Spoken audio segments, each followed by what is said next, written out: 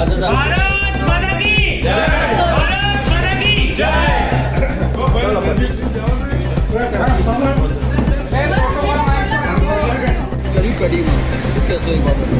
બિલકુલ બે જે પેટા ચૂંટણી આવી રહી છે, કડી અને વિસાવદર. આમ આદમી પાર્ટી નક્કી કર્યું છે બંને ચૂંટણી મજબૂતાઈથી લડવાની છે. વિસાવદર સીટ આમ આદમી પાર્ટીની પોતાની જ હતી, એમાં માન્ય ગોપાલ ઇટાલિયાજી ઉમેદવાર છે.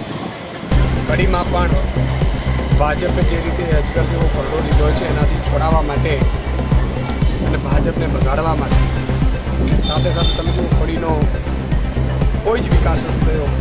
જનતા ત્રાહીમાં પોકારી ગઈ છે, મંત્રીઓ ભ્રષ્ટાચાર કરે છે, ચરમસીમાએ છે. નગરપાલિકા જિલ્લા પંચાયત હોય ભ્રષ્ટાચાર ચરમસીમાએ છે.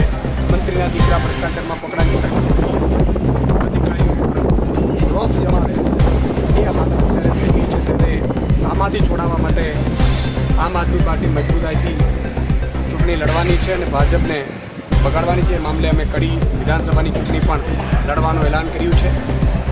આજે દેશના સેન્ટ્રલ ટીમના હોદ્દેદારોની, જિલ્લાના હોદ્દેદારો સાથે મેં મિટિંગ કરી છે, ઉમેદવારોને લઈને ચર્ચા કરી છે અને એકાદ દિવસની અંદર કડી વિધાનસભા માટે માનનીય અરવિંદજી અને આખી અમારી રાષ્ટ્રીય પીઓસીમાં ચર્ચા કર્યા બાદ એકાદ દિવસની અંદર કડી માટે ઉમેદવાર જાહેર કરી દેવામાં